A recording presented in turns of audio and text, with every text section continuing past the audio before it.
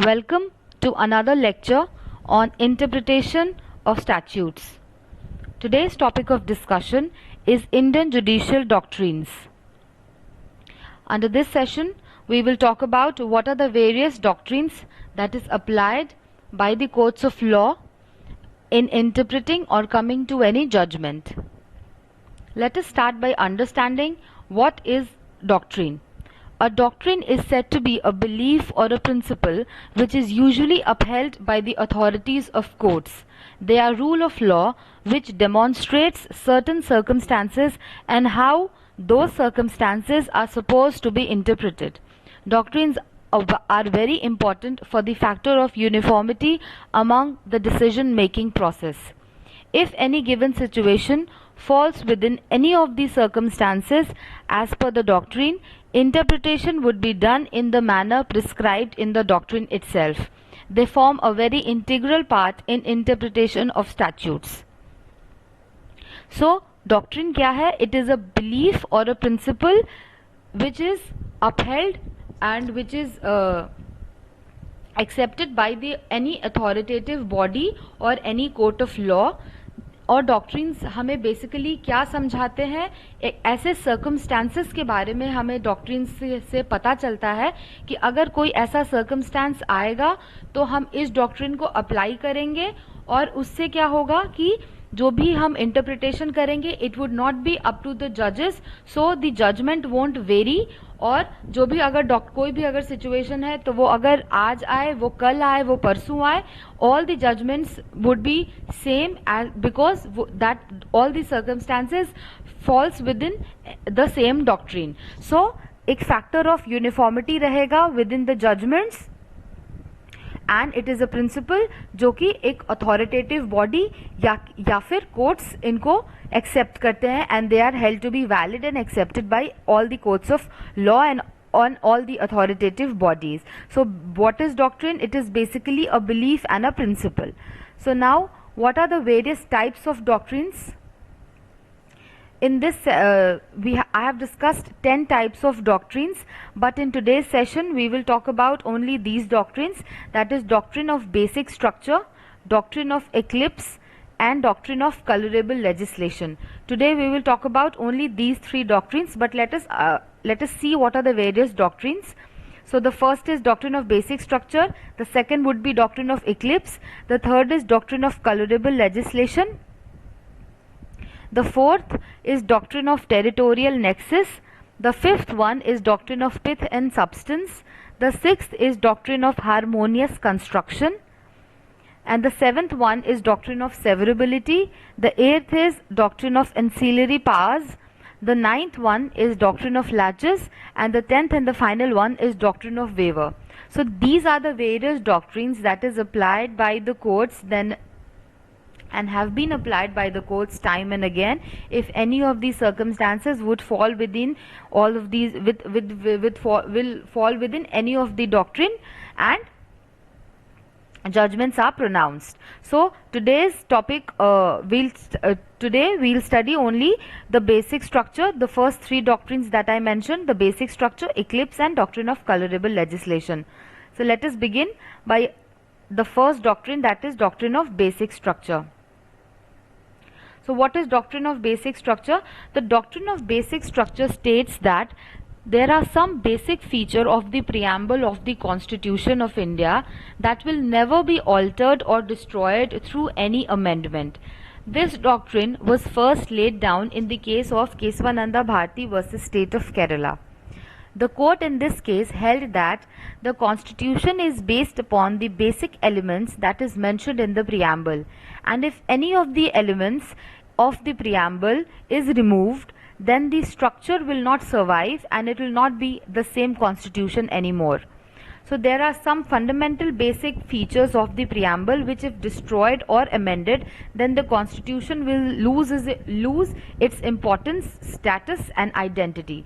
So the doctrine of basic structure, ये Keshavananda Bharati versus state of Kerala, इस case के through हम ये doctrine of basic structure was laid down for the first time. And what is doctrine of basic structure? It's stated that जो preamble of our constitution, which is at the beginning of our constitution, it contains some basic features of the constitution upon which the basic elements upon which the constitution of India is based. तो अगर वो basic elements को हम amend करेंगे तो हमारा constitution will topple and the constitution will lose its identity. जो constitution का जो character है, जो status है, जो identity है, वो constitution will lose it because of the amendment of the certain basic principle which is in basic elements and features of the preamble. So the doctrine of basic structure, it states that the basic elements upon which of the preamble upon which the constitution is based will never be altered or amended. Hence, although amendment can be done otherwise of all the provisions of the constitution including preamble, but subject to this condition that the basic features in the preamble cannot be amended. So it was held that कि amendment जो procedure है जो constitution का वो हम सारे provisions of the constitution का कर सकते हैं including the preamble. So in Keshavananda Bharati case it was held that कि हम प्रियम्बल को भी अमेंड कर सकते हैं provided that the basic feature जो कि प्रियम्बल में इनैक्टेड है उसको हम अमेंड ना करें. Now what was the basic features that is explicitly discussed in the case. Let us discuss this case, understand in brief what is Keswananda Bharti case. In 1970 there was Swami Keswananda Bharti. He was the senior head of a Hindu Math. He challenged the Kerala state government's attempt to impose restrictions on the management of the trust's property through two state land law reforms which was named Kerala Land Law Reforms enacted in 1969 and 71. So in 1970 what happened? स्वामी विवेक केशवानंदा भारती जो कि एक हिंदू मठ के senior head थे, उन्होंने challenge किया था Kerala state government के अटेम्प्ट को. What was the attempt? The state government attempt था कि वो रिस्ट्रिक्शन इम्पोज करे upon the management of the religious property of the मठ. तो केशवानंदा भारती ने he filed a writ petition under Article 32 of this constitution and it talked about the right to manage religiously owned property without government interference under Article 26 of the Constitution. So Article 26 of the Constitution को infringe किया जा रहा था according to Keswananda Bharti and thus he filed a writ petition under Article 32. So Supreme Court, there were many issues. It is a very long case. It is a very long judgment itself. So we will I will just tell you the important points that is important as far as the doctrine of basic structure, the understanding of doctrine of basic structure is concerned. So Supreme Court, it reviewed the decision that was given in IC Golaknath versus State of Punjab, and what was the main issue of this case? The validity of 24th, 25th, 26th and 29th constitutional amendment. I won't go into the detail of these, what are these constitutional amendments, but just for your reference, the validity of these 4 constitutional amendments was under question. So and it is I mentioned earlier this case was heard by the largest ever constitution bench comprising of 13 judges. So now let's come to the judgment part. So the Supreme Court, upholding the validity of clause 4 of Article 13 and corresponding provision in Article 368 subclause 3, it inserted by the 24th amendment, settled in favor of the view that Parliament has power to amend the fundamental rights also. So Supreme Court ने upheld किया validity of 24th amendment and all the constitutional amendments that is under question, or it was in the favor of the view that Parliament has the power to amend all the fundamental rights and it has power to amend not only the constitutional provisions but the Parliament has the power to amend the fundamental rights also. However, the court affirmed another proposition which was asserted in the Golaknath case by ruling that the expression amendment of this constitution under Article 368 means any addition or change in any of the provisions of the constitution within the broad contours of the preamble so as to carry the objectives in the preamble and directive principles. The court explicitly explained what is the expression amendment which is stated under article 368 and it means that कि कोई भी हम addition कर सकते हैं, कोई भी हम change ला सकते हैं in the provisions of the constitution. However, it should be within the meaning of the preamble and the objective that is stated in the preamble and the directive principles. So the word amendment that is under article that is occurring in article 368 of the constitution, it should be construed in a manner जिससे हम preserve कर सकें the power of parliament to amend the constitution, but it should not result in destroying the structure and identity of the constitution. तो हमें ये clear हो गया कि all the constitutional amendments that was there under question was held to be valid, was upheld, and parliament can, and it was held that parliament can amend all the provisions in the constitution. पर एक क्या limitation है कि जो amendment हम करेंगे, जो parliament एक अमेंडमेंट करेगी regarding any of the provisions, it should be taken into consideration कि जिससे जो स्ट्रक्चर और आइडेंटिटी और जो स्टेटस है कॉन्स्टिट्यूशन का वो डिस्ट्रॉय ना हो. और ये जो स्ट्रक्चर एंड आइडेंटिटी है कॉन्स्टिट्यूशन का, ये कहाँ से आता है? ये प्रियम्बल से आता है, प्रियम्बल के बेसिक एलिमेंट्स से आता है, बेसिक स्ट्रक्चर से आता है. तो जो basic structure of the constitution है that is stated in the preamble should never be altered and it should never be altered. So subject to these limitations, जो कि ये limitations है, Parliament has the right to amend any and every provision of the Constitution. So this is the basic, what is doctrine of basic structure. And Keswananda Bharti case is the most important case. It is the case in which the doctrine of basic structure was laid down. Now come to doctrine of eclipse. This is the second doctrine. The doctrine of eclipse is based on a principle that any law which is inconsistent with the fundamental rights of the Constitution of India is not void ab initio, but it remains in a moribund condition. The inconsistent law is overshadowed by the provisions of the fundamental rights and it remains dormant. So what is doctrine of eclipse? It is based on a principle that कि अगर कोई भी law है जो कि is either infringing or is inconsistent with the fundamental rights जो कि Constitution of India में enact किए गए हैं, तो वो जो law है वो void नहीं हो जाएगा, but it will remain in a dead or a dormant or an inactive condition. तो इसका क्या मतलब हुआ कि जो फंडामेंटल राइट्स हैं वो ओवरशैडो करेंगे, वो ओवर पावर करेंगे over the inconsistent law that is there. And such laws are not entirely wiped out of from the statute book. तो जो those particular laws हैं जिसको हम doctrine of eclipse के अंडर जो फॉल करेंगे, they are not entirely wiped out from the statute book.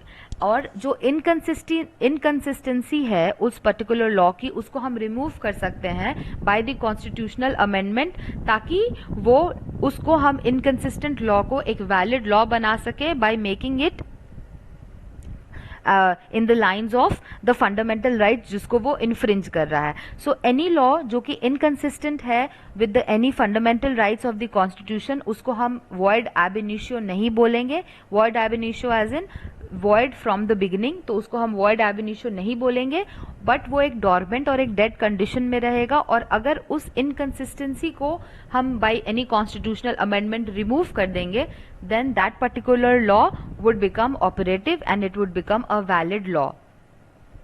और ऐसा भी एक कंडीशन है कि अगर हम जो भी लॉ है कोई भी एक फंडामेंटल राइट से इन्फ्रिंज कर रहा है, तो if a situation arises where the provisions of the concern fundamental rights are amended, तो जो एक पर्टिकुलर लॉ है अब वो इनकंसिस्टेंट नहीं रहेगा और उसके बाद वो law operative and it would be considered as valid. So if the provisions of the concerned fundamental rights are amended and now the eclipsed laws are no more inconsistent with the amended fundamental rights, then the law would become operative and it would be considered as valid law. This doctrine applies to all the pre and the post constitutional transactions. So to all the pre and the post constitutional laws, doctrine of eclipse would apply. However, it is only against the citizens that the inconsistent laws would remain in dormant conditions. So if any law which is there is falling within the doctrine of eclipse, then those doctrine of eclipse is applicable only to the citizens of India, because only to citizens fundamental rights are guaranteed, and they would remain operative as far as non-citizens are concerned, because non-citizens are not entitled to any of the fundamental rights that is given under Constitution of India. Now there is a very important case by the name Bhikaji Narayan versus State of Madhya Pradesh. This is a very important case for understanding what is doctrine of eclipse. Section 43 of the Motor Vehicles Act 1939 was amended by the Central Provinces and Berar Motor Vehicles Amendment Act 1947, and as clear since by the year, both these are pre-constitutional legislations. So Section 43 of the Motor Vehicles Act was amended by Central Provinces and Berar Motor Vehicles Amendment Act. Now the Amendment Act in 1947, it empowered the provincial government to take up the entire provincial motor transport business. So जो amendment हुआ था in 1947, what it did, it empowered, उसकी वजह से it empowered the government to take up the entire provincial motor transport business and excluding the motor transport operators. So by that amendment, it empowered the state government कि वो पूरा take over कर सके जो भी पूरे स्टेट मोटर ट्रांसपोर्ट बिजनेस है और एक्सक्लूड कर सके मोटर ट्रांसपोर्ट ऑपरेटर्स को. So it created a situation of monopoly. Now this provision was valid जब ये एनैक्ट हुआ था, बट इट बिकेम इनवैलिड और void on the commencement of the constitution in 1950 as they were held to be violative of article 19(1)(g). So when this amendment act was in 1947 it was enacted, it was a valid law, but when the constitution came into existence in 1950, this particular amendment act, it became void and it fell within doctrine of eclipse. Now, however, by the first constitutional amendment in 1951, clause 6 of article 19 was amended so as to authorize the government to monopolize any business. Now, the first constitutional amendment that was done in 1951, it amended article 19, clause 6 of article 19, and it stated that the government can monopolize any business. Now, the Supreme Court held that the effect of this amendment was to remove the shadow and to make the impugned act free from all infirmity. Thus, the law became enforceable against citizens and non-citizens once the impediment was removed. तो अब क्या हुआ कि जो first constitutional amendment 1951 में आया उसमें clause 6 of article 19 को अमेंड किया गया एंड इट स्टेटेड कि गवर्नमेंट मोनोपोलाइज कर सकती है किसी भी बिजनेस को. तो जो अमेंडमेंट एक्ट 1947 में हेल्ड हुआ था कि प्रोविंशियल मोटर ट्रांसपोर्ट बिजनेस को प्रोविंशियल गवर्नमेंट पूरा मोनोपोलाइज कर सकती है, जो कि अमेंडमेंट एक्ट 1947 में हेल्ड हुआ था, अब इसको वैलिड मान लिया गया and it was not held to be any more violative और any more inconsistent with any of the fundamental rights that is there. तो as soon as the eclipse is remove the law is held to be operative. तो जैसे ही ये amendment पास हुआ, government ने पास किया, तो जो इम्प्यून्ड एक्ट था उसको अब लॉ, जो इम्प्यून्ड लॉ था वो अब एक प्रॉपर लॉ बन गया एंड इट इज वैलिड. तो अब वो जो लॉ है that became enforceable against citizens and non citizens once the impediment was removed. So as soon as the eclipse, as soon as the overshadowing is removed, the impugned act is held to be operative. So this is doctrine of eclipse, and one of the most important case under doctrine of eclipse is Bhikaji Narayan versus State of MP. Now the third doctrine and the last doctrine of today's session is doctrine of colorable legislation. Now what is doctrine of colorable legislation? The doctrine of colorable legislation is based on the maxim that what cannot be done directly cannot also be done indirectly. So simply जो हम काम सीधे तरीके से नहीं कर सकते हैं, उस काम को हम छुप के या उल्टे तरीके से भी नहीं कर सकते हैं. So what can not be done directly should and cannot also be done indirectly. So the doctrine becomes applicable when a legislature seeks to do something in an indirect manner which it cannot do directly. तो अगर legislature कोई काम को directly नहीं कर सकती है और उसको वो indirectly करना चाहेगी तो वो legislature नहीं कर सकेगी, and that is because of the doctrine of colorable legislation. So if the impugned legislation falls within the power of the legislature, the question of doing something indirectly which cannot be done directly does not arise. तो अगर वो जो कोई काम जो legislation कर रहा है, अगर वो उसके पावर के अंदर है, तो वो डायरेक्टली और इनडायरेक्टली का कोई क्वेश्चन ही नहीं रहा, तो डॉक्ट्रिन ऑफ कलरेबल लेजिस्लेशन तब फॉल नहीं करेगा. But if the legislature has the power to make a law, then what is most important कि हम मोटिव ऑफ लेजिस्लेचर को इररेलेवेंट मानते हैं. If the legislature has the power to make any law, तो motive behind why the law is being enacted by the legislature उसको irrelevant माना जाएगा, और सिर्फ हम कॉम्पिटेंसी ऑफ लेजिस्लेचर को इसमें क्वेश्चन करते हैं under doctrine of colourable legislation. So if the legislature has the power to enact any law, it can do so even if the motive is not under question. So motive evil है, motive good faith है, motive bad faith है, it is not under question. So colorability is bound by the incompetency. competent है कि incompetent है legislature, colorability सिर्फ इसको check करता है, और bad faith good faith को colorability नहीं देखता है और उसको question में ही नहीं आता है as far as doctrine of colorable legislation is concerned. Now let us understand what is doctrine of colorable legislation through this case, KCG Narayan Dev versus State of Orissa. This is a very important case. The Supreme Court has explained the meaning and scope of doctrine of colorable legislation in the following terms. So the Supreme Court ने इसमें doctrine of colorable legislation को explain किया है. So what the Supreme Court has held, this is the court of Supreme Court. If the Constitution distributes the legislative powers among different legislative bodies, अगर Constitution it distributes, वो distribute करता है जो legislative powers हैं within among different legislative bodies, and they have to act within their respective spheres, which is marked, which have to act within their respective spheres marked out.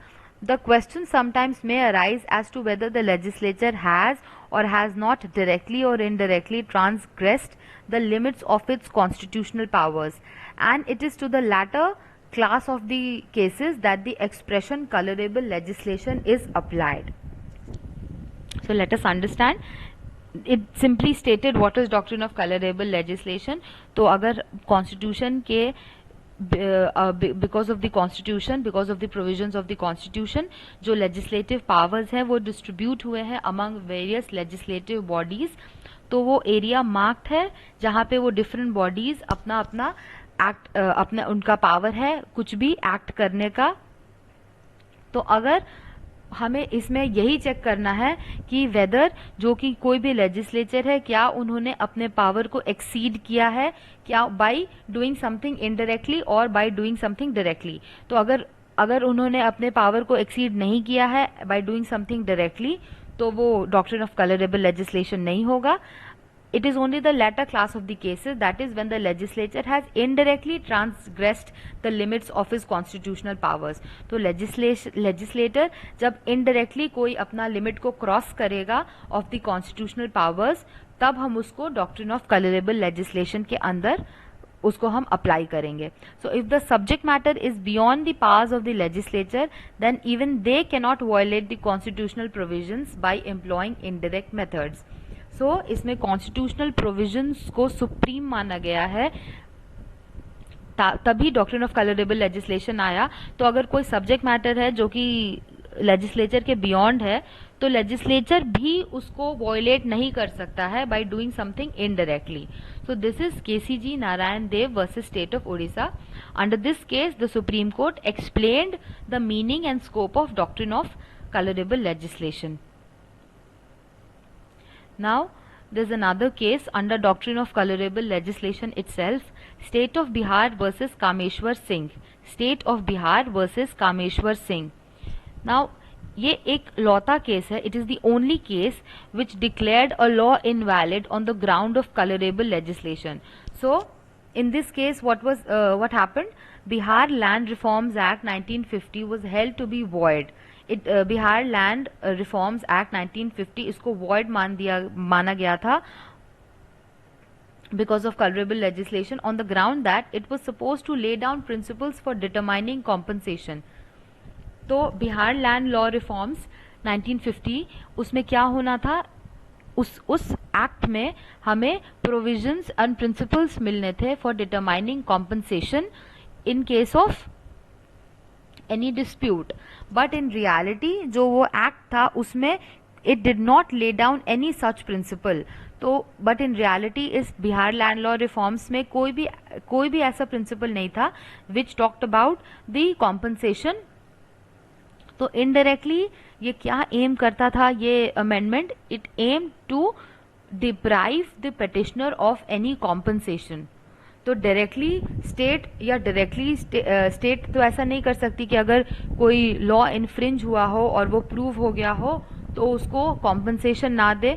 तो उन्होंने क्या किया, state government ने क्या किया, they passed Bihar land reforms act 1950 में उन्होंने ये पास किया स्टेटिंग कि these are under this there are some principles जिसमें हम कॉम्पनसेशन देंगे इन केस ऑफ डिस्प्यूट. पर इन रियलिटी उसमें कोई कॉम्पनसेशन का प्रिंसिपल्स मेंशन्ड था ही नहीं. तो माना गया कि स्टेट इसमें इनडायरेक्टली क्या करना चाह रही है कि to deprive the petitioner of any compensation. So this is the only case which declared a law invalid on the ground of colorable legislation, that is State of Bihar versus Kameshwar Singh. So with this we come to end of today's session. Hope you all understood the same. See you all in another session. Thank you very much. Have a nice day.